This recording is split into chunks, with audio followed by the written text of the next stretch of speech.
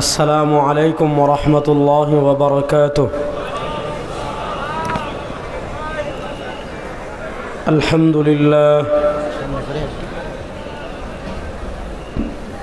لله رب العالمين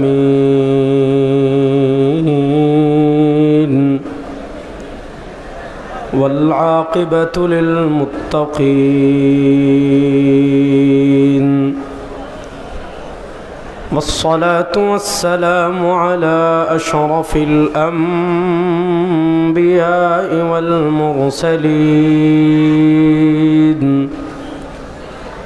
وعلى آله وأصحابه أجمعين.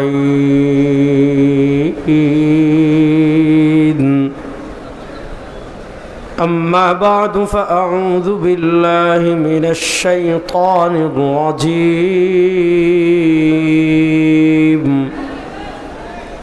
بسم الله الرحمن الرحيم. هو الذي أرسل رسوله بالهدى ودين الحق ليظهره على الدين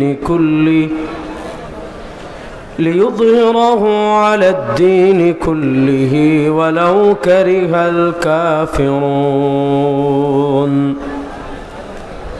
بارك الله لنا ولكم في القرآن العظيم ونفعنا وإياكم بالآيات والذكر الحكيم. وقال رسول الله صلى الله عليه وسلم: الإسلام يعلو ولا يعلى، أو كما قال عليه الصلاة والسلام. আল্লাহ রব্বুল আলামিনের লাখ কোটি শুকরিয়া আদায় করছি উপমহাদেশের অন্যতম দ্বীনি শিক্ষানিকেতন বাংলাদেশের ঐতিহ্যবাহী জামিয়া ইসলামিয়া উবাইদিয়া নানুপুরের আজকের 2 দিন ব্যাপী সালানা ইজলাসে জুমার আগে মকবুল সময় আল্লাহ তাআলা আমাদেরকে এখানে হাজির হওয়ার তৌফিক দান করেছেন। আমরা সবাই একবার আল্লাহ রব্বুল ইজ্জত ওয়াল জালালের দরবারে অন্তরের অন্তঃস্থল থেকে উচ্চ আওয়াজে মন প্রাণ উজাড় করে সবাই একবার কালেমাতুশ শুকর আদায় করি, আলহামদুলিল্লাহ। কিপটামি করবেন না, সবাই একবার জুড়ে উচ্চ আওয়াজে পড়েন আলহামদুলিল্লাহ। আসলে এখানে আমি বয়ান করতে আসি না, এখানে বয়ান করার মতো কোনো যোগ্যতা আসলেও আমার নাই, শুধু মুরব্বীদের দোয়া নিতে এসেছি। হযরত শায়েখে নানুপুরি রাহিমাহুল্লাহর কিছুটা ফয়েদ এবং বারাকা হাসিলের জন্য এসেছি, যাতে আল্লাহ তাআলা আমাদের বুজুর্গ আকাবির আমাদেরকে যেই পথে রেখে গিয়েছেন, বন্ধ করে দেন, আল্লাহ তাআলা আমাদেরকে যেন সেই পথে চলার তৌফিক দান করেন। সবাই পড়েন একবার আল্লাহুম্মা আমিন। যেহেতু মুরব্বীরা হুকুম করেছেন, আমি খুব সংক্ষিপ্ত কয়েকটা প্রসঙ্গে কয়েকটা কথা, আজকে আমি কোনো বিষয়ভিত্তিক আলোচনা করার জন্য এখানে আসি নাই, যেহেতু এখানে তরুণ সমাজ যুবকরা বেশি, এজন্য আমি কয়েকটা কথা বলে আজকের মতো আমার আলোচনা শেষ করব ইনশাআল্লাহ। দেখেন, আল্লাহ তাআলা নবী করিম সাল্লাল্লাহু আলাইহি ওয়াসাল্লামকে দুনিয়াতে কিছু লক্ষ্য এবং উদ্দেশ্য দিয়ে পাঠিয়েছেন। আপনি যদি কাউকে ঢাকায় পাঠান, আপনার ঢাকার পাঠানোর কোনো না কোনো একটা লক্ষ্য থাকে। আপনি যদি কাউকে চট্টগ্রাম বিশেষ কারণে পাঠান, তাকে পাঠানোর কোনো না কোনো লক্ষ্য থাকে।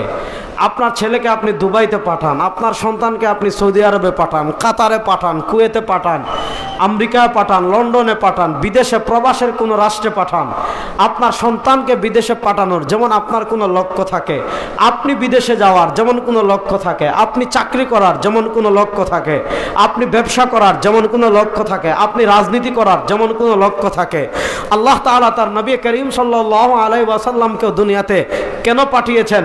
আল্লাহ রব্বুল ইজ্জত ওয়াল জালাল সরওয়ার দু আলম শুধু না, আল্লাহ যে অসংখ্য অগণিত নবী পাঠিয়েছেন।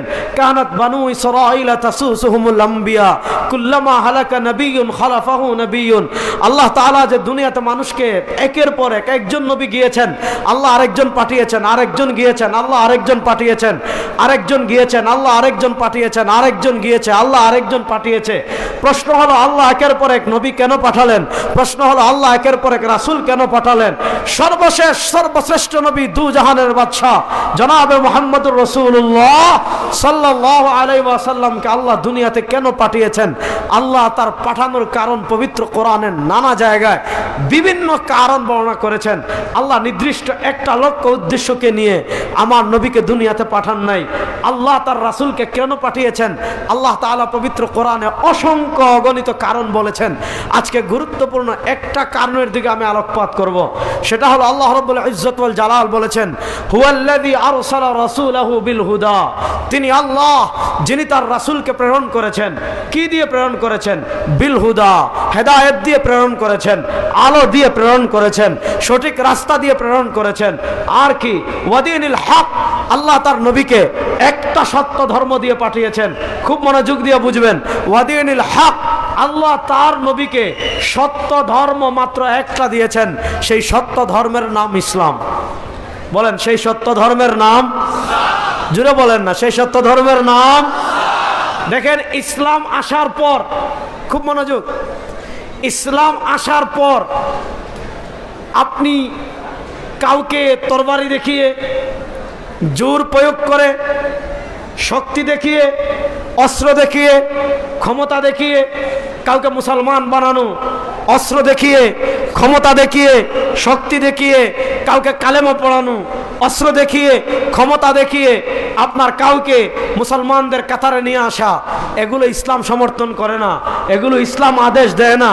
আরে যদি অস্ত্র দেখিয়ে মুসলমান বানানোর ইসলামের বিধান থাকতো, যদি ক্ষমতা দেখিয়ে মুসলমান বানানোর বিধান ইসলামে থাকতো, যদি প্রশাসনকে দিয়ে কালেমা পড়ানোর বিধান মুসলমানে থাকতো, আজকে যে হিন্দুরা ভারতে মুসলমানদের উপর অত্যাচার করে, ভারতে মুসলমানদেরকে খুন করে, ভারতে মসজিদকে শহীদ করে, ভারতে মাদ্রাসা ভেঙে দেয়, আজকে ওই হিন্দুরা ভারতের ক্ষমতায় আসার মাত্র 80 বছর হয়েছে।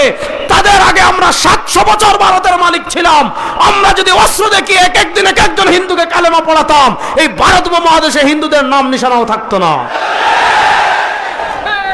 আজকে একটা কথা ভালো করে বলি, আজকে 6 ডিসেম্বর, আপনারা জানেন 1992 সালের 6 ডিসেম্বরে বাবরি মসজিদকে ভারতে শহীদ করা হয়েছিল। আজকে বাংলাদেশে যারা সংখ্যালঘু নির্যাতনের কথা বলে, ভারতের যে সকল সাংবাদিক নামক জানোয়ার গরুর পেশাব খেয়ে, গরুর গোবর খেয়ে যারা বাংলাদেশের বিরুদ্ধে অপপ্রচার করছে, বলা হচ্ছে বাংলাদেশে হিন্দুদেরকে নিপীড়ন করা হচ্ছে, মন্দির ভেঙে দেওয়া হচ্ছে, অত্যাচার করা হচ্ছে, এইটা করা হচ্ছে, ওইটা করা হচ্ছে। দেখেন, বাংলাদেশে আপনি কেমন কয়েকটা ইতিহাস দেখাতে পারবেন না কোথাও মন্দির ভেঙে মসজিদ বানানো হয়েছে, কোথাও হিন্দুদের ধর্মীয় উপাসনালয় ভেঙে মসজিদ বানানো হয়েছে, কোথাও হিন্দুদের বাড়িতে আগুন দেওয়া হয়েছে, কোথাও হিন্দুদের ব্যবসায় আগুন দেওয়া হয়েছে, কোথাও হিন্দুদের পূজা পালন করতে বাধা দেওয়া হয়েছে, কোথাও হিন্দুদেরকে তাদের ধর্মীয় অনুশাসন পালন করতে বাধা দেওয়া হয়েছে। বাংলাদেশে এমন কোনো নজির নাই। আমরাও বলি, আমরা যেমন ওয়াজ করি, আমরা যেমন ঈদ করি, আমরা যেমন নামাজ পড়ি, হিন্দুরা আমাদের দেশে তারা তাদের পূজা করবে, তাদের ধর্ম পালন করবে, আমাদের কোনো মানা নাই। বাংলাদেশে মন্দির ভেঙে মসজিদ বানানো হয়েছে। যদি এমন কোনো ঘটনা বাংলাদেশে ঘটতো, মনে হতো বাংলাদেশ পৃথিবী থেকে আলাদা হয়ে যেত, এত এত অপপ্রচার হতো। কিন্তু আমরা দেখেছি 1992 সালের 6 ডিসেম্বর ঐতিহাসিক বাবরি মসজিদকে ধ্বংস করে ওই হিন্দু উগ্রবাদী সন্ত্রাসীরা বাবরি মসজিদকে ধ্বংস করে সেখানে আজকে তারা রাম মন্দির নির্মাণ করেছে, সেখানে আজকে তারা হিন্দুদের মন্দির নির্মাণ করেছে।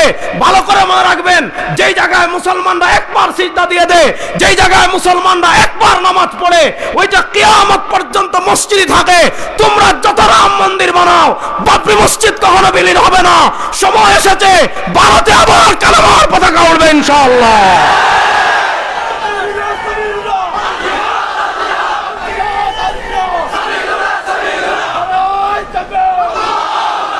কথা ভালো করে বুঝেন, ইসলাম ধর্ম আসার পর আল্লাহ রাব্বুল ইজ্জত ওয়াল জালালের কাছে একমাত্র মনোনীত ধর্মের নাম, আরে মুখ খুলে বলেন না, ইসলাম ধর্ম আসার পর আল্লাহ রাব্বুল ইজ্জত ওয়াল জালালের কাছে একমাত্র মনোনীত ধর্মের নাম। তুমি আর ধর্ম পালনের স্বাধীনতা আছে, তুমি মুসলমান না হও আমার কিছু যায় আসে না, তুমি হিন্দু থাকো, তুমি বৌদ্ধ থাকো, তুমি ইহুদি থাকো, তুমি খ্রিস্টান থাকো, কিন্তু একটা আকীদা একদম ক্লিয়ার থাকতে হবে। সেই একটা আকীদা কি জানেন? সেই এক আকীদা হলো ইন্নাদ-দীন ইনদাল্লাহিল ইসলাম। সেই এক আকীদা হলো ওয়া মান ইয়াবতাগি গায়রাল ইসলামি দীনান ফালা ইউকবালা মিনহু। সেই এক আকীদা হলো ইসলাম আসার পর আপনি ইহুদিবাদ অনুসরণ করে পরকালে মুক্তি লাভ করতে পারবেন না। ইসলাম আসার পর আপনি খ্রিস্টবাদ অনুসরণ করে পরকালে মুক্তি লাভ করতে পারবেন না। ইসলাম আসার পর আপনি হিন্দুত্ববাদ অনুসরণ করে পরকালে মুক্তি লাভ করতে পারবেন না। ইসলাম আসার পর ইন্নাদ-দীন ইনদাল্লাহিল ইসলাম। ইসলাম আসার পর পরকালে মুক্তি লাভ করার জন্য, ইসলাম আসার পর আল্লাহর সন্তুষ্টি অর্জন করার জন্য, ইসলাম আসার পর দুজাহানে সফল হওয়ার জন্য একমাত্র মুক্তির গ্যারান্টি ইসলাম। ইসলাম ব্যতীত আর কোন তন্ত্রে, ইসলাম ব্যতীত আর কোন মন্ত্রে, ইসলাম ব্যতীত আর কোন ধর্মে মুক্তি নাই।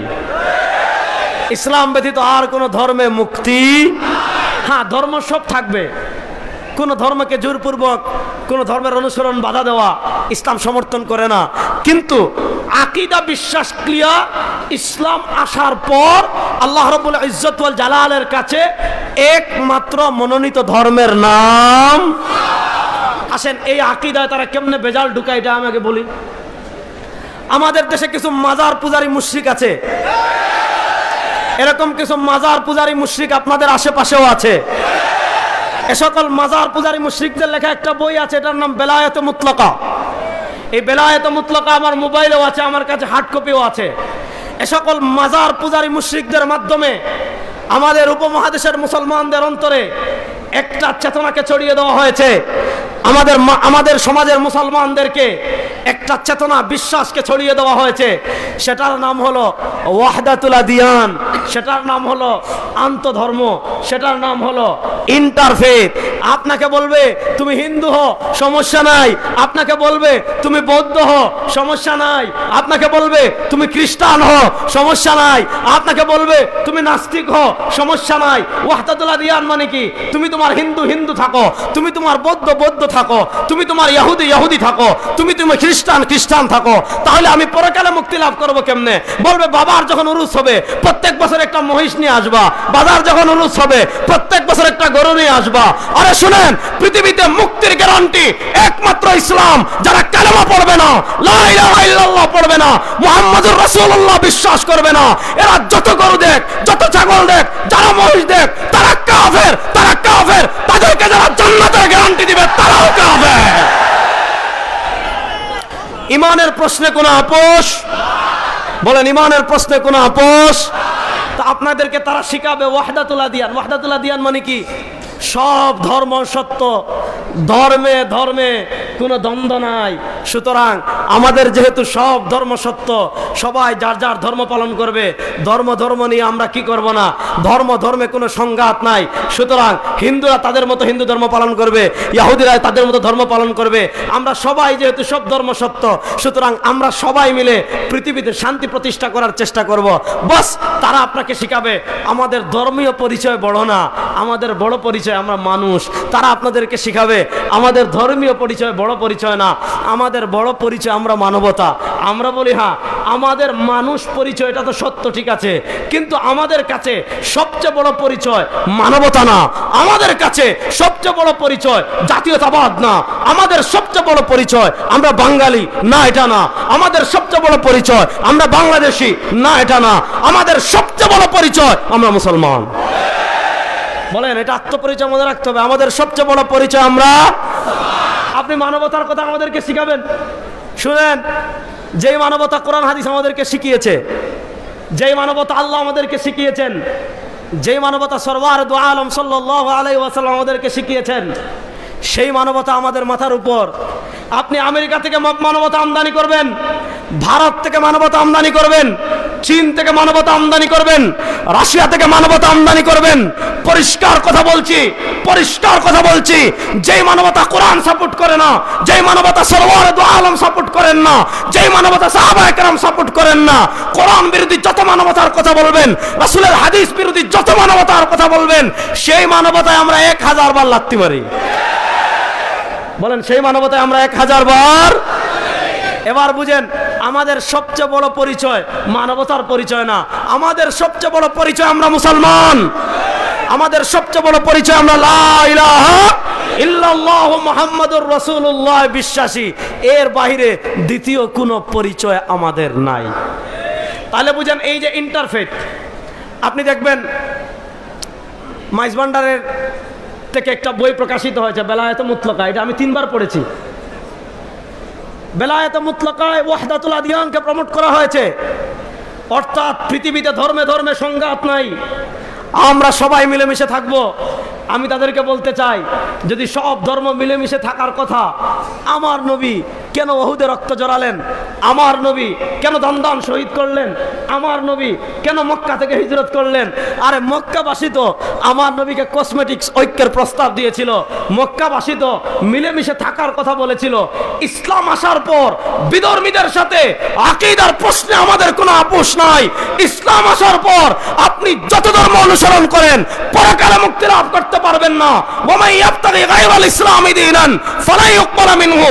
ইসলাম আসার পর আমাদের পরিষ্কার মেসেজ, পরিষ্কার বার্তা বিশ্ববাসীর উদ্দেশ্যে, যদি জান্নাত লাভ করতে চান, ইসলাম ছাড়া বিকল্প কোনো পথ নাই। তাই আল্লাহ তার নবীকে 1 নম্বর পাঠিয়েছেন ওয়াদিনিল হক। আল্লাহ তার নবী করিম সাল্লাল্লাহু আলাইহি ওয়াসাল্লামকে পাঠিয়েছেন একটা সত্য ধর্ম দিয়ে। কেন পাঠিয়েছেন? বিশাল বিশাল উরুস করার জন্য না। কেন পাঠিয়েছেন? বিশাল বিশাল মহিষে মালা লাগিয়ে আর গান বাজনা করে করে করে করে বাবার কবরে গিয়ে সিজদা দেওয়ার জন্য না।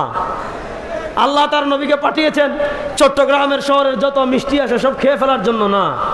আল্লাহ তার নবীকে পাঠিয়েছেন আপনি চট্টগ্রাম শহরের যত ছাগল আছে সব জবেহ করে শত শত ডেক বিরিয়ানি রান্না করে খাওয়ার জন্য না।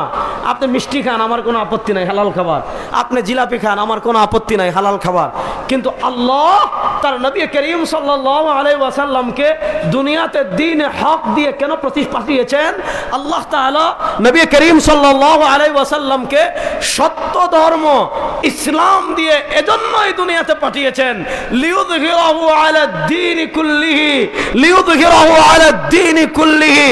সমাজের সব জায়গায়, সমাজের সব সেক্টরে, ব্যক্তি বলেন, পরিবার বলেন, অর্থনীতি বলেন, ব্যবসা বাণিজ্য বলেন, রাজনীতি বলেন, বিচার ব্যবস্থা বলেন, সংসদ বলেন, সংবিধান বলেন, জীবনের সব ক্ষেত্রে মানুষের তন্ত্র মন্ত্রকে মুছে দিয়ে, মানুষের বানানো আইনকে মুছে দিয়ে, মানুষের বানানো বিধানকে মুছে দিয়ে আল্লাহর কোরআন প্রতিষ্ঠার জন্য, আল্লাহর দ্বীন প্রতিষ্ঠার জন্য, আল্লাহর ইসলাম প্রতিষ্ঠার জন্য আল্লাহ তার নবীকে পাঠিয়েছেন। লিইয়ুযহিরাহু আলা দ্বীনি কুল্লি। গণতন্ত্রের উপর বিজয়ী থাকবে ইসলাম। বলেন, গণতন্ত্রের উপর বিজয়ী থাকবে? আরে বাবা কথা বলেন, আরে গণতন্ত্রের উপর বিজয়ী থাকবে, ধর্মনিরপেক্ষতার উপর বিজয়ী থাকবে, সমাজতন্ত্রের উপর বিজয়ী থাকবে, হিন্দুত্ববাদের উপর বিজয়ী থাকবে, ইহুদিবাদের উপর বিজয়ী থাকবে, খ্রিস্টবাদের উপর বিজয়ী থাকবে, নাস্তিকতার উপর বিজয়ী থাকবে, ব্রিটিশের বানানো আইনের উপর বিজয়ী থাকবে, হিন্দুত্ববাদী আগ্রাসনের বিরুদ্ধে বাংলাদেশে বিজয় থাকবে। কথা ভালো করে বুঝেন।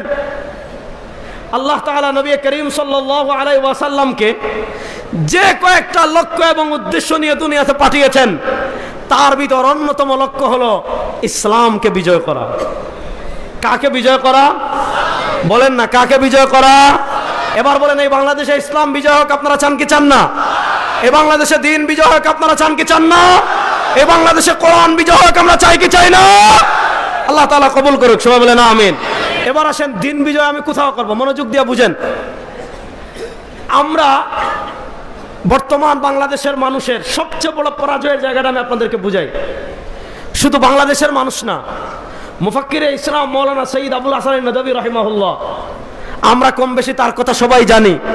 সৈয়দ আবুল হাসান নদভী রাহিমাহুল্লাহ তাকে যাকে মুফাক্কির ইসলাম বলা হয়, তিনি যেমন ভারত উপমহাদেশের জনপ্রিয়, মুফাক্কির ইসলাম সৈয়দ আবুল হাসান নদভী রাহিমাহুল্লাহ আরব বিশ্বে তেমন সমানভাবে জনপ্রিয়।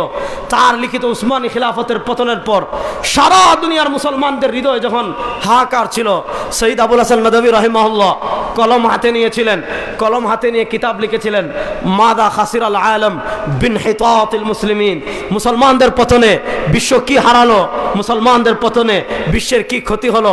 আপনারা যারা এই বই পড়েছেন তারা তো জানেন, যারা পড়েন নাই তারা এই বই পড়বেন। সৈয়দ আবুল হাসান নদভী রাহিমাহুল্লাহ উনি বলেছেন, যুদ্ধ দুই প্রকারের, এক প্রকারের যুদ্ধ আমরা তরবারি দিয়ে করি, এক প্রকারের যুদ্ধ আমরা অস্ত্র দিয়ে করি, এক প্রকারের যুদ্ধ বন্দুক দিয়ে করি, বিমান দিয়ে করি, ট্যাঙ্ক দিয়ে করি। দেখেন ইসলামের 1450 বছরের ইতিহাস যদি আপনি দেখেন, ইসলামের 1450 বছরের ইতিহাসে তরবারির যুদ্ধে বেশিরভাগ সময় আমরা জয়লাভ করেছি, কখনো আমরা পরাজিত হয়েছি। কিন্তু পরাজিত হওয়ার পর আমরা বুক টান করে দাঁড়াতে আমরা বেশি দিন সময় নেই নাই। আপনি দেখেন ইসলামের উপর কত আগ্রাসন এসেছে, ইসলামের উপর তাতারদের আগ্রাসন এসেছে, তাতারদের আগ্রাসন এসেছে, মঙ্গলদের আগ্রাসন এসেছে। মঙ্গলদের আগ্রাসনে তো ভয়াবহ ছিল, তাতারদের আগ্রাসনে তো ভয়াবহ ছিল। তৎকালীন মুসলমানরা মনে করেছিল, আরে তাতার এরা স্বাভাবিক কেউ না, মঙ্গল এরা স্বাভাবিক কেউ না, এরা হলো ওই যে আল্লাহ কোরআনে বলেছেন ইন্না ইয়াজুজ ওয়া মাজুজ মুফসিদুনা ফিল আরদ, আল্লাহ যে বলেছেন ইয়াজুজ মাজুজ পৃথিবীতে ফাসাদ সৃষ্টি করবে। হযরত ঈসা আলাইহিস সালামের বদদুয়া ছাড়া ইয়াজুজ মাজুজকে পৃথিবীতে কেউ আটকাতে পারবে না। আরে মঙ্গলদের আগ্রাসন যখন মুসলমানদের কাছে এসেছে, বাগদাদকে তারা নিঃশ্বাস করে দিয়েছে, পুরো বাগদাদকে তারা ধ্বংস করে দিয়েছিল, বাগদাদেরকে পুরো স্তূপ করে দিয়েছিল, একজন মানুষ জীবিত রাখে নাই, একটা ঘরবাড়ি রাখে নাই, সবকিছু ধ্বংস করে দিয়েছিল, সব বই তারা দজলা ফুরাতে ফেলে দিয়েছিল। তৎকালীন মুসলমান মনে করেছিল, তৎকালীন পৃথিবী অনেকেই মনে করেছিল ইয়াজুজ মাজুজকে দুনিয়ার কেউ থামাতে পারবে না। ওই ইয়াজুজ মাজুজই হলো কি আপনার হলো মঙ্গলরা। ওই তাতারদের ফিতনা মুসলমান বুক টান করে দাঁড়িয়ে গিয়েছে, তাতারদের স্রোতকে মুসলমান থামিয়ে দিয়েছে, রক্ত দিয়ে থামিয়ে দিয়েছে, জীবন দিয়ে থামিয়ে দিয়েছে, জিহাদ করে থামিয়ে দিয়েছে। তাতারদেরকেও মুসলমান বুঝিয়ে দিয়েছিল, আরে তাতারদের সৈন্য থাকতে পারে, ক্ষমতা থাকতে পারে, অস্ত্র থাকতে পারে, সংখ্যা তারা হাজার হাজার হতে পারে, লক্ষ লক্ষ হতে পারে, কিন্তু যাদের অন্তরে ঈমান আছে তাদেরকে পরাজিত করবে পৃথিবীতে এমন কোনো শক্তি নাই। তাতারদেরকে মুসলমান বুক টান করে আটকে দিয়েছে। আপনারা দেখেছেন ধর্মযুদ্ধের কথা জানেন, ক্রুসের যুদ্ধের কথা, ক্রুসের যুদ্ধ মুসলমান বুক টান করে আটকে দিয়েছে। সুলতান সালাউদ্দিন আইয়ুবী রাহিমাহুল্লাহর কথা আমরা জানি, সুলতান নুরউদ্দিন জঙ্গি রাহিমাহুল্লাহর কথা আমরা জানি, সুলতান ইমানুদ্দিন জঙ্গির কথা আমরা জানি, আমরা রুকনুদ্দিন বাইবার্সের কথা জানি। যারা আপনারা কি করেছিলেন, ক্রুসের যুদ্ধে মুসলমানদের নেতৃত্ব দিয়েছিলেন। সারা পৃথিবীর সম্মিলিত ইহুদি খ্রিস্টান শক্তি ক্রুসের যুদ্ধ করেছিল, মুসলমানদেরকে হারাতে পারে নাই। বেশিরভাগ যুদ্ধে মুসলমানরা জয়লাভ করেছে। এক যুদ্ধ এমন হয়েছে মুসলমানরা পরাজিত হয়েছে, কিন্তু পরাজিত হওয়ার পর মুসলমানরা বুক টান করে দাঁড়াতে, প্রতিশোধ নিতে সময় লাগে নাই। আপনি বর্তমান যুগে তরবারির যুদ্ধের কথাগুলো বলেন, আমি আপনাকে ইয়ারমুকের গল্প শোনালাম না, কাদসিয়ার গল্প শোনালাম না। মুসলমানদের সাথে বর্তমানেও ফাইটে যে খেলাগুলো হচ্ছে, ফাইটে যে যুদ্ধগুলো হয়েছে, আপনার আফগানিস্তানে দেখেন পৃথিবীর সুপার পাওয়ার আমেরিকার সাথে আমাদের তালেবান ভাইরা 20 বছর লড়াই করেছে, আমেরিকা পরাজিত হয়েছে, তালেবান বিজয়ী হয়েছে। আপনারা দেখেছেন ফিলিস্তিনে খেলা চলছে আজকে হলো 6 ডিসেম্বর, এই 7 অক্টোবরের আগের 7 অক্টোবর তুফান আল আকসা, তুফান আল আকসা শুরু হয়েছে 2023 সালের 7 অক্টোবর। আজকে দেখেন 2024 সালের 6 ডিসেম্বর, অর্থাৎ আগামীকাল তুফান আল আকসা শুরু হওয়ার 1 বছর 2 মাস পূর্ণ হবে। আপনি যুক্তি দিয়ে হিসাব মিলাতে পারবেন না, আপনি আধুনিক ক্যালকুলেটর দিয়ে হিসাব মিলাতে পারবেন না। আপনি কেমনে হিসাব মিলাবেন? পৃথিবীর সবচেয়ে বড় কারাগারের নাম হলো গাজা, এটার চতুর্দিকে ইসরায়েল কি দিয়েছে? কাঁটাতার দিয়ে রেখেছে, এমন ভয়াবহ কাঁটাতার দিয়ে রেখেছে যে আপনি কাঁটাতারে তারা বিদ্যুতের লাইন দিয়ে রেখেছে, আপনি কাঁটাতারে হাত দিলে কারেন্টে শর্ট খাবেন। কাঁটাতারে এমন আধুনিক অস্ত্র ব্যবহার করে রেখেছে যে আপনি কাঁটাতারের পাশ দিয়ে হাঁটলে সিগন্যাল বাজবে যে কেউ হাঁটতেছে। পুরা গাজা অবরুদ্ধ, আপনি চাইলে গাজা থেকে বের হতে পারবেন না। আপনি চাইলেই গাজায় ঢুকতে পারবেন না। গাজায় ঢুকার মাত্র একটা গেট আছে মিশরের দিক থেকে, ওই গেট দিয়ে যদি গাজায় খাবার ঢুকে ইসরায়েলি সৈন্যরা আগে চেক করে, ওই গেট দিয়ে যদি গাজায় পানি ঢুকে ইসরায়েলি সৈন্যরা আগে চেক করে, ওই গেট দিয়ে গাজায় যদি পোশাক ঢুকে ইসরায়েলি সৈন্যরা আগে চেক করে। আপনি বুঝেন একটা পানির বোতল ইসরায়েলি সৈন্যদের চেকপোস্ট ছাড়া ঢুকতে পারে না, এক ট্রাক ত্রাণ ইসরায়েলি সৈন্যদের চেকপোস্ট অতিক্রম করা ছাড়া গাজায় ঢুকতে পারে না। ওই এমন একটা জীবন্ত উপত্যকায় থেকে বছরের পর বছর এই যে তুফান আল আকসা শুরু হওয়ার 1 বছর 2 মাস হয়ে গিয়েছে, ওই 1 বছর 2 মাস থেকে এই ধরনের জীবন্ত কারাগারে থেকে যে হামাসের বীর মুজাহিদেরা পৃথিবীর সুপার পাওয়ার ইসরায়েলের সাথে লড়াই করে জিহাদ করে যুদ্ধ করে পৃথিবীর মুসলমানদেরকে মেসেজ দিয়েছে, এই বার্তা দিয়েছে, আরে যারা আল্লাহর সাথে যুদ্ধ, আল্লাহর জন্য যুদ্ধ করে, যারা আল্লাহর পতাকাকে বুলন্দ করার জন্য যুদ্ধ করে, যারা ইসলামকে প্রতিষ্ঠা করার জন্য যুদ্ধ করে, পৃথিবীর কোন সুপার পাওয়ার তাদের পরাজিত করতে পারে না, পারে না, পারে না।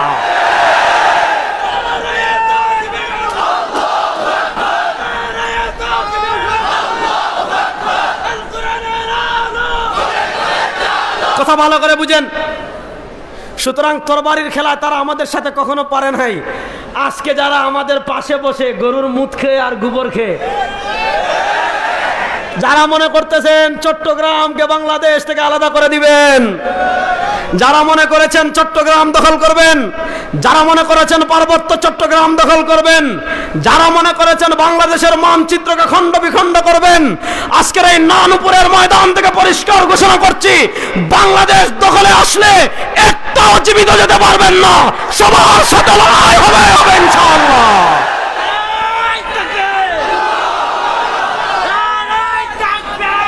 কথা ভালো করে বুঝেন।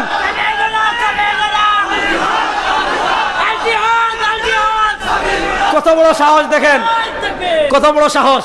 আমরা খাই গরুর দুধ, বলেন আমরা খাই গরুর, বলেন না আমরা খাই গরুর, আমরা খাই গরুর মগজ, আমরা গরুর কলিজা চিবিয়ে চিবিয়ে খাই, আমরা গরুর হাড্ডি চিবিয়ে চিবিয়ে খাই, আমরা গরুর মগজ চিবিয়ে চিবিয়ে খাই। আর এই বাংলাদেশ শুধু মুসলমানদের আবাসভূমি না, এই বাংলাদেশে আল্লাহর সিংহরা বসবাস করে, এই বাংলাদেশে আল্লাহর ওয়ালিদের বাংলাদেশ। পরিষ্কার ঘোষণা করছি, আমেরিকা যেমন আফগানিস্তানে অভিযান পরিচালনা করে পরাজিত হয়েছে, এই বাংলাদেশের দিকে হাত বাড়ালে দিল্লির লাল কেল্লায় আমার পতাকা উঠবে ইনশাআল্লাহ।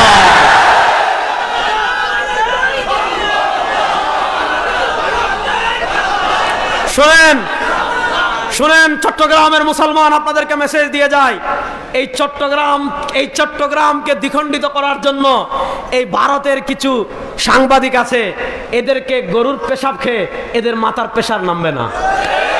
আমি ওই দিন বলে আসছি ভুলায়, যে ভুলায় বড় বড় মহিষ আছে, চট্টগ্রামে আছে কিনা আমি জানি না, ভুলায় মনপুরায় গিয়ে দেখেছি এত বিশাল বিশাল মহিষ, এক একটা একসাথে 7-8 কেজি পেশাব করে। তো আমি বলেছি আপনি ভারতে বসে সাংবাদিকতা করবেন টেলিভিশনে, আর স্ক্রিনে দেখাবেন যে চট্টগ্রামকে যদি তারা দখল করে ফেলে, তাহলে তাদের উড়িষ্যা, তাহলে তাদের বিহার, তাহলে তাদের 7 সিস্টার, অর্থাৎ তাদের যে 7 রাজ্য রয়েছে, এই 7 সিস্টারের সাথে অন্যান্য প্রদেশের যোগাযোগ কি হয়ে যাবে, সহজ হয়ে যাবে। আমি বলেছি শুনেন, চট্টগ্রাম দখল করার চিন্তা বাদ দিয়ে কাজ করেন, ওই যে আমাদের মনপুরায় যে মহিষগুলায় 7-8 কেজি পেশাব করে, ওদের মুত খান ইনশাআল্লাহ। বলেন এই বাংলাদেশ দখল করবেন। আফগানিস্তানে আমেরিকার যে পরিণতি হয়েছে, এই বাংলাদেশের দিকে হাত বাড়ালে আপনাদের একই পরিণতি হবে ইনশাআল্লাহ, ইনশাআল্লাহ। বলেন আমি যুবকদেরকে বলতে চাই, এই বাংলাদেশের দিকে যদি কেউ হাত বাড়াতে চায়, এই বাংলাদেশকে কেউ যদি দখল করতে চায়, এই বাংলাদেশকে কেউ যদি অস্থির করতে চায়, এই মানচিত্রের দিকে যদি কেউ আঙ্গুল তুলতে চায়, সেই হাতকে ভেঙে দেওয়ার জন্য বীর চট্টলার মুসলমানরা প্রস্তুত আছেন না ইনশাআল্লাহ। আমরা কোনো মুসলমান বেটা আমাদের সাথে খেলবা না? আরে আমরা তো সেই জাতি, মাত্র 313 জন 1000-এর বিরুদ্ধে খেলেছি বদরে। আমরা তো সেই জাতি যারা মাত্র 3000 জন 50,000-এর বিরুদ্ধে খেলেছে মুতায়। আমরা তো সেই জাতি যারা মাত্র 10,000 1.5 লাখের বিরুদ্ধে খেলেছে ইয়ারমুকে। আমরা তো সেই জাতি 50,000 যারা 3 লক্ষের বিরুদ্ধে খেলেছে কাদসিয়ায়। আরে ভারতকে বলবো, তোমাদের সৈন্য বেশিও থাকতে পারে, তোমাদের অস্ত্র বেশি থাকতে পারে, কিন্তু আমাদের একটা অস্ত্র আছে, সেই অস্ত্র হলো আল্লাহু আকবার। ওই আল্লাহু আকবারের ধ্বনিতে ভারতের রাম মন্দির আবার মসজিদ হবে, আবার মসজিদ হবে ইনশাআল্লাহ। তাহলে এবার ভালো করে বুঝেন, তরবারির যুদ্ধে তারা আমাদের সাথে কখনো পারে নাই, এখনো যদি ঘোষণা দিয়ে আজকে দেখেন ইসকন কি বলবো, আমাদের এই চট্টগ্রাম ওলি আল্লাহর পুণ্যভূমি চট্টগ্রাম, এটা আল্লামা আহমদ শফি রহিমাহুল্লাহ পুরা পৃথিবীর মুসলমানদের যিনি অন্যতম নেতৃত্ব দিয়েছিলেন, আল্লামা আহমদ শফি রহিমাহুল্লাহ এই চট্টগ্রাম, আল্লামা জুনায়েদ বাবনগরী রহিমাহুল্লাহ স্মৃতি বিজড়িত এই চট্টগ্রাম, আল্লাহর কুতবুল আলম আল্লামা জমির উদ্দিন নানুপুরি রহিমাহুল্লাহর স্মৃতি বিজড়িত এই চট্টগ্রাম, এই চট্টগ্রামের আদালতে তারা প্রকাশ্যে দিবালুকে আমার এক মুসলিম ভাইকে তারা জবেহ করে হত্যা করেছে ইসকন। আমি ওই দিন ঢাকায় বলেছি যে ইসকন আমাদের হাতের ময়লা। হাতের ময়লা বুঝেন, হাতের ময়লা পরিষ্কার করতে 2 মিনিট লাগে না, ইসকনকে কিচ্ছু করা লাগবে না। আমরা বাংলাদেশের মুসলমানরা যদি পেশাব করি, ইসকনকে ওই দিল্লিতে পড়বে। দেখেন, আমরা একটা কথা খুব ভালো করে বুঝেন মুসলমান, ধর্মীয় সম্প্রীতি আমাদের দেশে আমরা যে পরিমাণ রক্ষা করি, পৃথিবীর কোনো রাষ্ট্রের নজির পাবেন না। আপনি এখান থেকে যাবেন মেইন রাস্তা দিয়ে, আপনি হাটাজারি মাদ্রাসায় গেলে দেখবেন, হাটাজারি মাদ্রাসা বাংলাদেশের সবচেয়ে বড় মাদ্রাসার একটা, উম্মুল মাদারিস আমাদের হাটাজারি মাদ্রাসার মসজিদের মিম্বর আর হিন্দুদের মন্দিরের একসাথে। আপনারা বাংলাদেশে 52 বছর থেকে যারা পুরা বাংলাদেশ পেয়েছেন, যারা 71 দেখেছেন, আপনারা বলেন, যারা এই যুগের আছেন তারাও বলেন, আপনারা কখনো দেখেছেন হাটাজারি মাদ্রাসা থেকে একটা পাথর কখনো হিন্দুদের মন্দিরে মারা হয়েছে? বলেন, হিন্দুদের মন্দিরে মারা হয়েছে? মারা হয় নাই। ধর্মীয় সম্প্রীতি আমরা সবচেয়ে বেশি রক্ষা করি, এটা বাংলাদেশের সরকারের যতটা অবদান, তার চেয়ে বেশি অবদান হলে দেশের আলেমদের, তার চেয়ে বেশি অবদান হলে দেশের পীর মাশায়েখদের। তারা মানুষদেরকে বুঝিয়েছেন, শান্তির বার্তা দিয়েছেন, মানুষ খুব শান্ত আছে, কোনো সমস্যা নাই, কোনো মন্দিরের উপর কখনো হামলা করা হয় নাই। 5 আগস্টে যখন ফ্যাসিস্ট আওয়ামী লীগের বিদায় হলো, 5 আগস্টে যখন ফ্যাসিস্ট আওয়ামী লীগের পতন হলো, মানুষ মনে করেছিল আওয়ামী লীগ হিন্দু লীগ হয়ে মন্দিরে আক্রমণ করে এদেশে ধর্মীয় দাঙ্গা লাগাতে পারে। বাংলাদেশের আপামর মুসলমান মন্দির পাহারা দিয়েছিল যাতে ধর্মীয় সম্প্রীতি নষ্ট না হয়, যাতে ধর্মীয় দাঙ্গা নষ্ট না হয়। বাংলাদেশে হিন্দুরা পূজা করবে, আমাদের কোনো সমস্যা নাই, হিন্দুরা তাদের ধর্ম পালন করবে, আমাদের কোনো সমস্যা নাই, আমরা এটা নিয়ে মাথাও গামাই না। রাষ্ট্র তাদের নিরাপত্তা দিবে, তারা যেভাবে ইচ্ছা তাদের ধর্ম পালন করবে। কিন্তু ভালো করে বুঝেন, সাধারণ হিন্দু আর ইসকন এক কথা নয়, সাধারণ হিন্দু আর উগ্র হিন্দু এক কথা নয়। বাংলাদেশের হিন্দুরা, আমরা যেহেতু সংখ্যাগরিষ্ঠ মুসলমান, বাংলাদেশের হিন্দুরা আমাদের মুসলমানদের কাছে আমানত, তাদের কেউ ক্ষতি করবে মুসলমানরা থাকতে দিবে না, মুসলমানরা হতে দিবে না, তাদের দিকে কেউ হাত তুলবে মুসলমান তাদের নিরাপত্তা দিবে। কিন্তু মাসালা ভালো করে বুঝবেন, আমরা হিন্দু, সাধারণ হিন্দুদের কোনো শত্রুতা তাদের সাথে, অর্থাৎ সাম্প্রদায়িক কোনো শত্রুতা তাদের সাথে আমাদের নাই। কিন্তু পরিষ্কার বলছি যে ইসকন ফরিদপুরে আমার মধুখালীতে 2 মুসলমানকে পিটিয়ে খুন করেছে, আমার ভাই আলিফকে চট্টগ্রামের আদালতে হত্যা করেছে। আজকের এই চট্টগ্রামের নানুপুরের ময়দান থেকে পরিষ্কার ঘোষণা করছি, ওই ইসকনকে বাংলাদেশে আমরা আর থাকতে দেব না, দেব না, দেব না। আগামী 1 মাসের ভিতর বাংলাদেশে ইসকনকে নিষিদ্ধ করতে হবে। আরে যদি জিএমবিকে নিষিদ্ধ করা হয়, যদি হিজবুত তাহরিরকে নিষিদ্ধ করা হয়, যদি বাংলা ভাইকে নিষিদ্ধ করা হয়, যদি আব্দুর রহমানকে নিষিদ্ধ করা হয়, উগ্রবাদীদের দায়ে যদি মুসলমান সংগঠনগুলোকে নিষিদ্ধ করা হয়, শাহজালালের পুণ্যভূমিতে ইসকনের আর কোনো কার্যক্রম আমরা চালাতে দেব না, দেব না, দেব না ইনশাআল্লাহ।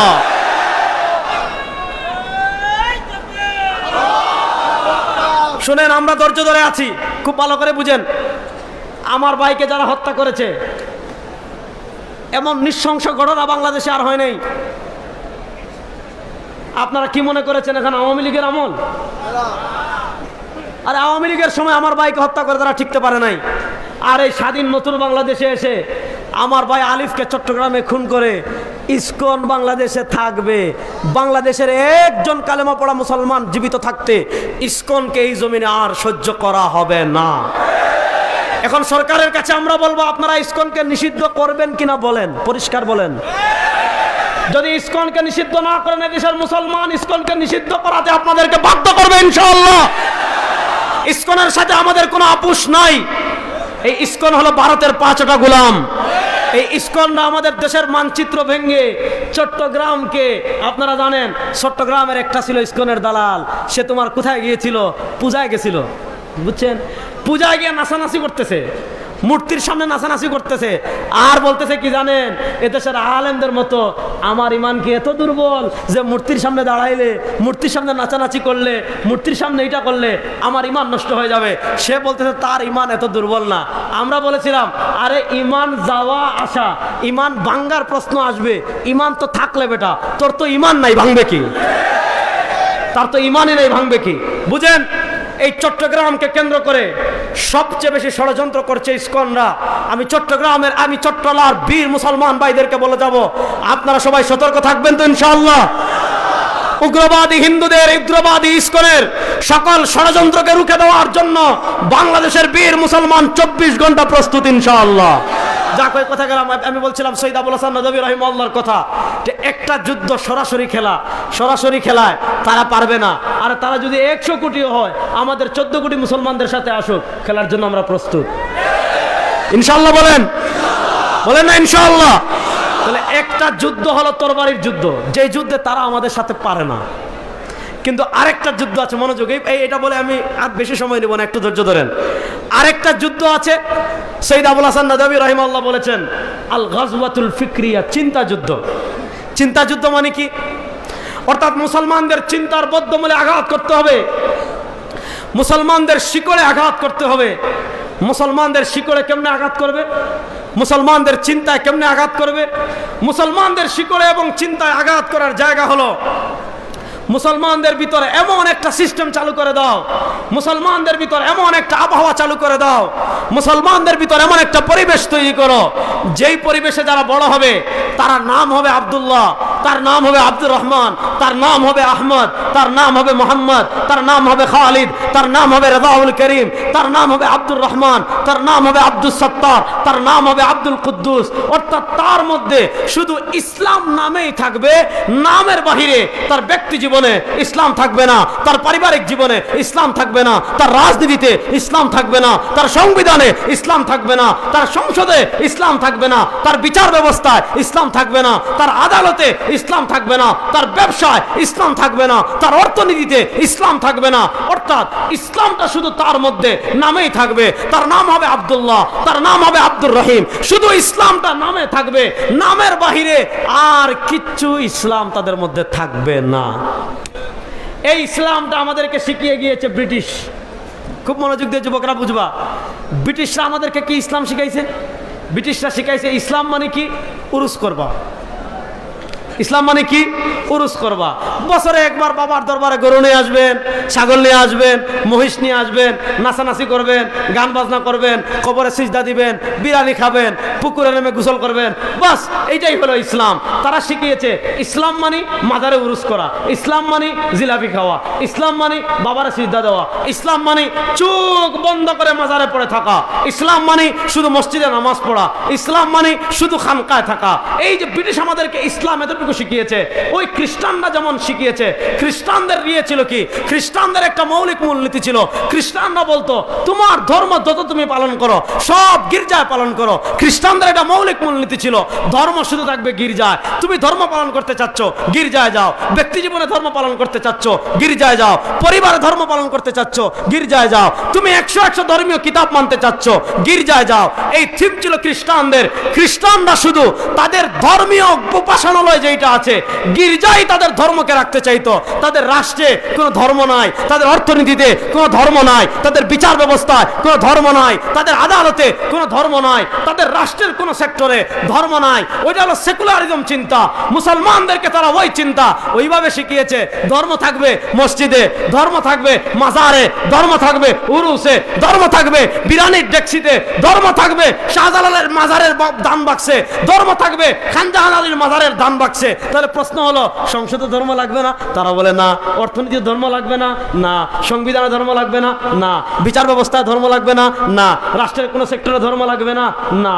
শুনেন, ইসলাম ধর্ম আর অন্যান্য ধর্মের পার্থক্যের মৌলিক জায়গা হলো অন্যান্য ধর্ম শুধু ধর্মীয় উপাসনালয় তারা রাখে, আর ইসলাম দুনিয়াতে এসেছে শুধু মসজিদে থাকার জন্য না, ইসলাম দুনিয়াতে এসেছে শুধু মাজারে থাকার জন্য না, ইসলাম দুনিয়াতে এসেছে শুধু খানকায় থাকার জন্য না, ঘর থেকে, খানকা থেকে, মসজিদ থেকে সংসদ পর্যন্ত কোরআনের বাতি জ্বালানোর জন্য ইসলাম এসেছে। এবার বলেন, সংসদে ইসলামের দরকার নাই?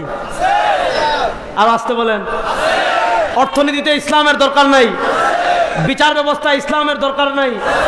এরপরে রাষ্ট্রের সব সেক্টরে আপনি রাষ্ট্র যখন পরিচালনা করবেন, সংবিধান লিখবেন, সংবিধানে ইসলামের দরকার নাই? তাহলে অন্যান্য ধর্ম আর আমাদের ধর্মের পার্থক্যের জায়গাটা বুঝেন। অন্যান্য ধর্মের লোকেরা তাদের ধর্মকে ধর্মীয় উপাসনালয়ের মধ্যেই বন্দী রাখে, আর ইসলাম শুধু মসজিদে বন্দী থাকার জন্য আসে নাই, ইসলাম শুধু মাজারে বন্দী থাকার জন্য আসে নাই, ইসলাম শুধু উরুস করার জন্য আসে নাই, ইসলাম শুধু গরু মহিষ হাদিয়া নেওয়ার জন্য আসে নাই। ইসলাম এসেছে ঘর থেকে নিয়ে সংসদ পর্যন্ত ইসলামকে বিজয় করার জন্য। এবার বলেন, বাংলাদেশের সংসদে ইসলাম বিজয়ক আপনারা চান কি চান না? কারা কারা চান? নারায়ে তাকবীর। বাংলাদেশের বিচার ব্যবস্থা ইসলাম বিজয়ক আমরা চান কি চান না? বাংলাদেশের প্রত্যেকটা সেক্টর কোরআনের আলোয় প্রতিধ্বনিত, কোরআনের আলোয় পরিচালিত হোক, আপনারা চান কি চান না? এবার শুনেন একটা কথা, ইতিহাস বলে আমি শেষ করছি, মনোযোগ দিয়ে শুনেন। এই 52 বছরে আমাদের বাংলাদেশ পরিচালিত হয়েছে আল্লাহর আইনে না মানুষের আইনে? আচ্ছা, আমাদের একটা আকীদা, খুব ক্লিয়ারলি আকীদা বুঝবেন। আকীদায় কোনো ভেজাল রাখতে পারবেন না। আমল আপনি করতে পারছেন না, হয়তো আল্লাহ মাফ করে দিতে পারে, কিন্তু আকীদায় যদি ভেজাল থাকে আল্লাহ জীবনেও মাফ করবেন না। আমাদের পরিষ্কার আকীদা, সার্বভৌমত্বের মালিককে আল্লাহ। রাষ্ট্র বলেন, আরে ভাই জোরে বলেন, সার্বভৌমত্বের মালিককে। আমাদের আকীদা, কারো বাপ সার্বভৌমত্বের মালিক হতে পারে না, কারো আপা সার্বভৌমত্বের মালিক হতে পারে না, কারো নেতা সার্বভৌমত্বের মালিক হতে পারে না। আমরা বিশ্বাস করি সার্বভৌমত্বের মালিক একমাত্র। এবার বলেন, সার্বভৌমত্বের মালিক যদি আল্লাহ হয়, জমিনের মালিক যদি আল্লাহ হন, আসমানের মালিক যদি আল্লাহ হন, চন্দ্রের মালিক যদি আল্লাহ হন, সূর্যের মালিক যদি আল্লাহ হন, এবার আপনারা বলেন, সার্বভৌমত্বের মালিক যদি আল্লাহ হন, এই জমিনে আইন চলবে কার? এই জুড়ে বলেন, এই জমিনে আইন চলবে কার? 52 বছর বাংলাদেশ আমরা দেখেছি ব্রিটিশের আইনে চলেছে। 52 বছর আমরা বাংলাদেশ দেখেছি মানুষের বানানো আইনে চলেছে। 52 বছর বাংলাদেশ আমরা দেখেছি বিভিন্ন নেতাদের তন্ত্র মন্ত্র বাংলাদেশ পরিচালিত হয়েছে। আপনারা সাক্ষী দেন, এই 52 বছর বাংলাদেশে খুন বন্ধ হয়েছে? বড় আসতে বললেন। গুম বন্ধ হয়েছে? চুরি বন্ধ হয়েছে? ধর্ষণ বন্ধ হয়েছে? ডাকাতি বন্ধ হয়েছে? আপনি মানুষের বানানো আইন দিয়ে, আপনি মানুষের বানানো তন্ত্র মন্ত্র দিয়ে 52 বছর বাংলাদেশ পরিচালনা করেছেন। 52 বছর বাংলাদেশের মানুষ বিচার ব্যবস্থা দেখেছে, 52 বছর বাংলাদেশের মানুষ অর্থনীতি দেখেছে, 52 বছর বাংলাদেশের মানুষ রাষ্ট্র পরিচালনা দেখেছে। এদেশের মানুষের ভাগ্য পরিবর্তন হয় নাই, এদেশে চুরি বন্ধ হয় নাই, এদেশে ডাকাতি বন্ধ হয় নাই, এদেশে খুন বন্ধ হয় নাই, এদেশে গুম বন্ধ হয় নাই, এদেশে ডাকাতি বন্ধ হয় নাই, এদেশে টাকা পাচার বন্ধ হয় নাই, এদেশে অন্যায় বন্ধ হয় নাই, এদেশে জুলুম বন্ধ হয় নাই। আমরা আল্লাহর জাতের কসম করে বলছি, মাত্র 3 মাসের জন্য কোরআন বাস্তবায়ন করে দেখেন, বাংলাদেশ থেকে সব খুন অন্যায় বন্ধ হয়ে যাবে ইনশাআল্লাহ। এবার বলেন, আল্লাহ কোরআন আমাদেরকে কেন দিয়েছেন? শুধু তাবিজ দেওয়ার জন্য? আর আসতে বলেন, আল্লাহ কোরআন দিয়েছেন শুধু ঝাড়ফুঁক করার জন্য? হ্যাঁ, কোরআন দিয়ে তাবিজ দেওয়া 100% জায়েজ। খুব মাসালা বুঝেন।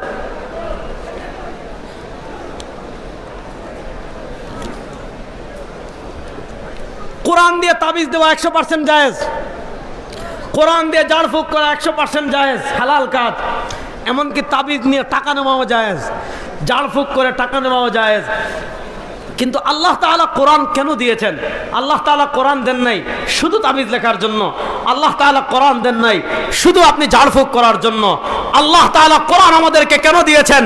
আল্লাহ তাআলা কোরআন দিয়েছেন আমার ব্যক্তি ব্যক্তি জীবন সাজবে কোরআন দিয়ে, আমার পরিবার সাজবে কোরআন দিয়ে, আমার সমাজ চলবে কোরআন দিয়ে, আমার রাজনীতি সাজবে কোরআন দিয়ে, আমার সংসদ সাজবে কোরআন দিয়ে, এই দেশের সংবিধান সাজবে কোরআন দিয়ে। কোরআনের বাইরে কারো বাপের আইন দিয়ে, কারো নেতার আইন দিয়ে এই বাংলাদেশকে আর চলতে দেওয়া হবে না ইনশাআল্লাহ। এবার বলেন, নানা তন্ত্রমন্ত্রের বাংলাদেশ দেখেছেন, এবার এই পরিবর্তিত বাংলাদেশে আমাদের সামনে সুযোগ এসেছে। এই পরিবর্তিত বাংলাদেশে আমাদের সামনে সুযোগ এসেছে। আমরা গণতন্ত্রের বাংলাদেশ দেখেছি, সমাজতন্ত্রের বাংলাদেশ দেখেছি, ডিজিটাল বাংলাদেশ দেখেছি, ধর্মনিরপেক্ষতার বাংলাদেশ দেখেছি, সোনার বাংলাদেশ দেখেছি, স্মার্ট বাংলাদেশ দেখেছি। চুরি বন্ধ হয় নাই, দুর্নীতি বন্ধ হয় নাই, ডাকাতি বন্ধ হয় নাই। ও চট্টলার বীর মুসলমান, এবার আমাদের সামনে সময় এসেছে, আমরা ইসলামের বাংলাদেশ আবার দেখবো ইনশাআল্লাহ। ইসলামের বাংলাদেশ আমরা দেখতে চাই কি চাই না? কারা কারা দেখতে চান ইসলামের বাংলাদেশ আমরা দেখতে চাই কি চাই না? আর আমরা গণতন্ত্রের বাংলাদেশ দেখতে চাই, আর আমরা সেকুলারিজমের বাংলাদেশ দেখতে চাই, আর আমরা ধর্মনিরপেক্ষতার বাংলাদেশ দেখতে চাই। এবার ইসলামের বাংলাদেশ হোক আমরা চাই কি চাই না? এই কোরআনের বাংলাদেশ হোক আমরা চাই কি চাই না? ইসলামের জন্য, কোরআনের বাংলাদেশ প্রতিষ্ঠার জন্য, ইসলামের বাংলাদেশ প্রতিষ্ঠার জন্য চট্টলার বীর মুসলমান ঘাম ঝরানোর জন্য প্রস্তুত আছেন তো ইনশাআল্লাহ? শুনেন, ভারতের আধিপত্যবাদ, ভারতের আগ্রাসন মোকাবেলা করার পথ একটাই, সেটার নাম হলো ইসলাম। আপনি ভারতের আধিপত্যবাদ থামাতে চান, ইসলামকে বাদ দিয়ে কোরআনকে মাইনাস করে ভারতের আধিপত্যবাদকে থামানো যাবে না, ভারতের আধিপত্যবাদকে রুখা যাবে না ইনশাআল্লাহ। এবার আমাদের সামনে অবারিত সুযোগ এসেছে। 1924 সালে একবার সুযোগ এসেছিল ইসলামী রাষ্ট্র প্রতিষ্ঠার, নানা কারণে হয় নাই। অনেক পরিশ্রম ওলামায়ে কেরাম করেছেন, নানা কারণে হয় নাই, আমরা ব্যর্থ হয়েছি। 2024-এর জুলাই আগস্টের গণবিপ্লবের পর আবার আমাদের সামনে সুযোগ এসেছে ইসলামের বাংলাদেশ প্রতিষ্ঠা করার। আমি বাংলাদেশের মুসলমানদের অনুরোধ করব, নানা জনকে নানাবার ক্ষমতায় নিয়েছেন, নানা বাংলাদেশ দেখেছেন, কিন্তু আপনাদের ভাগ্যের পরিবর্তন হয় নাই। একবার দীপ্ত শপথ নেন, অন্তত 3-4 বছরের জন্য পরীক্ষামূলক ইসলামের বাংলাদেশ প্রতিষ্ঠা করেন। আরে আফগানিস্তান যেমন আমেরিকার নাগপাশকে চিহ্ন করে ইসলামের আফগানিস্তান হওয়ার কারণে পৃথিবীর সুপার পাওয়ার হতে যাচ্ছে, ইনশাআল্লাহ যদি আমরা ইসলামের বাংলাদেশ প্রতিষ্ঠা করি, এই বাংলাদেশ হবে পৃথিবীর সুপার শক্তি। এই বাংলাদেশকে কেউ আটকাতে পারবে না ইনশাআল্লাহ। আল্লাহ তাআলা ইসলামের বাংলাদেশ গড়ার তৌফিক আমাদের সবাইকে দান করেন। আল্লাহ তাআলা ইসলামের বাংলাদেশ গড়ার মেহনত করার আমাদের তৌফিক দান করেন। আল্লাহ তাআলা মানচিত্র রক্ষার পরিশ্রম করার তৌফিক আমাদের সবাইকে দান করেন। চট্টলার বীর মুসলমান আবার বলে যায়, যদি ভারত আমাদের সাথে খেলতে চায়, খেলার জন্য প্রস্তুত আছেন তো ইনশাআল্লাহ? কোন আধিপত্যবাদী শক্তির কাছে এই বাংলাদেশি মুসলমান মাথা নত করবে না ইনশাআল্লাহ। বীর চট্টলাবাসী ধন্যবাদ। আসসালামু আলাইকুম ওয়া রাহমাতুল্লাহ।